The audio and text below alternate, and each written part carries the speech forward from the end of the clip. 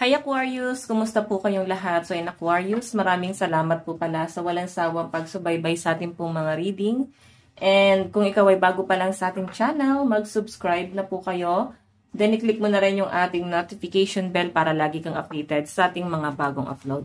And guys, sa mga interested pala sa ating private reading, love spell, rituals, and manifestation, nasa description box below lang po yung link ng aking Facebook. Message lang po kayo guys, okay? So, tignan natin, Aquarius, ganap sa inyo ngayong October 2025. Aquarius, Sun, Moon, Rising, and Venus sign. Aquarius, Sun, Moon, Rising, and Venus sign. Meron tayong, ayan, celebrate your love. Oh. So, basahin natin, Aquarius.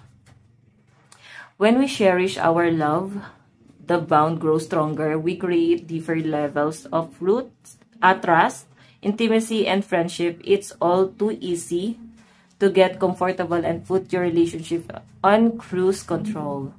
So spice it up instead. Do something special and spontaneous.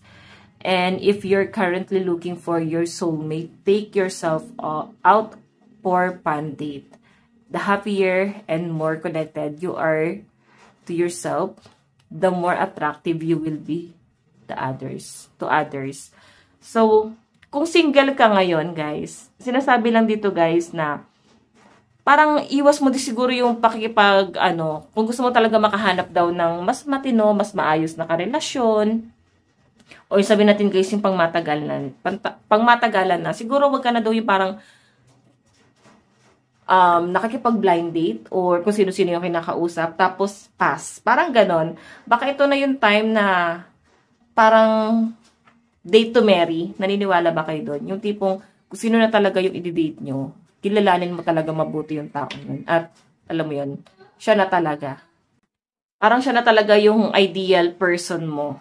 Okay? Celebrate your love. So, kung wala pa naman guys, baka bigyan mo daw muna ng time yung sarili mo na parang mahalin mo muna yung sarili mo, ihil mo muna yung sarili mo. Huwag ka munang mag-focus sa iba. Baka ito yung time na buuin mo muna yung sarili mo. Okay? So, ayan. Iwas ka muna sa mga sa pag-entertain. Baka hindi pa siya guys makakabuti para sa inyo. Pero nasa inyo naman yan guys kung gusto nyo Aquarius. Tignan natin Aquarius, Sun, Moon, Rising, and Venus sign. Aquarius, Sun, Moon, Rising, and Venus sign. Meron tayong sorrow. May mga takot. And may mga paniniwala. May mga kinakatakutan kayo ngayong October. Then habang lumilipas yung panahon guys, mas nasasaktan, mas nahihirapan. Nakikita ko na parang mas lumalaki yung problema. Kasi eto na to oh.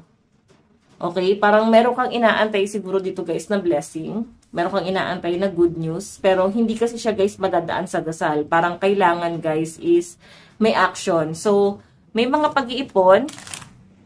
May nakikita rin ako sa mga Aquarius na parang meron kayong sisimulan dito. Pero bago nyo guys simulan yan, kailangan nyo munang i-overcome itong problema na to. Kailangan nyo muna guys harapin tong problema na to and solusyonan mo muna bago ka gumawa ng panibagong hakbang para hindi siya guys naiipon. Para hindi ka mas nahihirapan, okay? Tignan pa natin, meron tayong gloom. Okay, medyo nasa gloomy days ka ngayon, guys. Yung tipong parang kahit hindi ka naman malungkot, medyo nagiging malungkutin ka, guys. Ayan, may mga napapagod na nai-stress na kayo, kaka-overthink. Nakikita ko rin, guys, na parang ang dami yung daladalang problema. Problema na para bang mag-isa ka lang lumalaban dito, no? And nagiging emotional ang mga Aquarius ngayong October. Okay? Tingnan natin. Napaka-private ng pamumuhay ng mga Aquarius ngayon. Oo, private ka muna daw ngayon.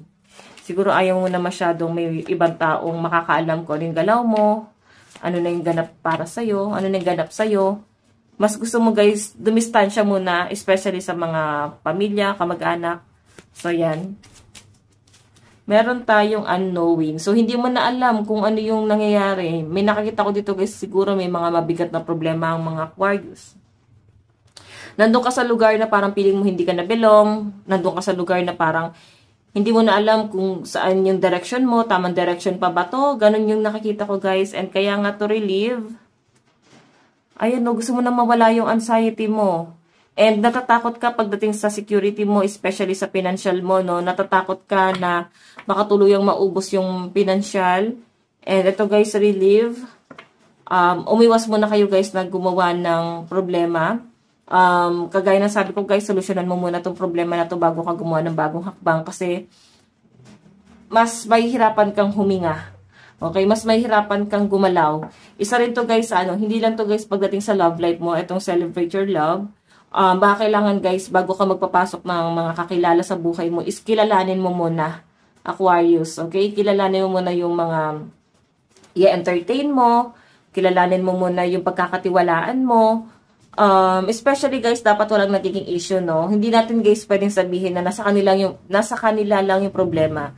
Kasi kung marami nang nagsasabi sa inyo na may mali sa inyo, so baka nga may mali, kailangan ka nang ma-convince, no? Pero kung isa lang naman siguro nakakaaway nyo, guys, tapos mas maraming naniniwala sa'yo, kahit wala kang sabihin dito.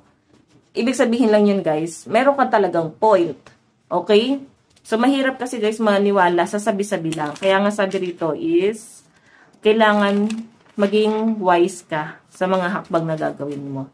Okay? Medyo magiging emotional ka daw ngayong October. And meron tayong courage dito. Actually, meron ka daw kayang gawin eh. Maraming opportunity, blessing ang paparating sa mga Aquarius. Pero nakikita ko parang tinatamad kayo. Hindi kayo na ma-motivate na gumawa ng plano, ng hakbang sa buhay nyo. I think dahil dala ng anxiety. Okay, dala ng anxiety nyo to. Kung bakit parang mas gusto mo nakahiga lang. Parang alam mo yun, parang nade-depress. Ganun yung mga depressed, diba? Parang gusto lang nila natutulog. Gusto lang nila magpahinga. So, nahihirapan kayo guys i-overcome yun. Okay, meron tayong shadow work. So, ito na nga guys, parang nag-worry din yung iba sa inyo, Aquarius, pagdating sa career mo. I think merong conflict na nangyayari ngayon sa trabaho. Oo. Tignan pa natin. Meron tayong reflection. May nagmi-mirror dito. So, nag-hold back yung iba sa inyo, Aquarius, sa kung anong trabaho mo before. Parang nagre-reminisce ka doon. Siguro na-miss mo yung trabaho mo. Baka nagkaroon guys na, baka na end of contract or parang gusto mo bumalik sa dating sitwasyon mo. Okay? Parang gusto mong itama yung mga bagay na naging pagkakamali, no? Gusto mo ma-overcome lahat na tong problema na to. Kasi nagkakaroon ng reflection dito. So, more on pag-hold back siya, guys. Tingnan pa natin. Aquarius, Sun, Moon, Rising, and Venus sign.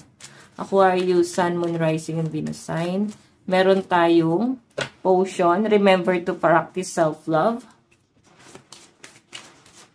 And meron tayong confidence. It comes with time and practice. Diba?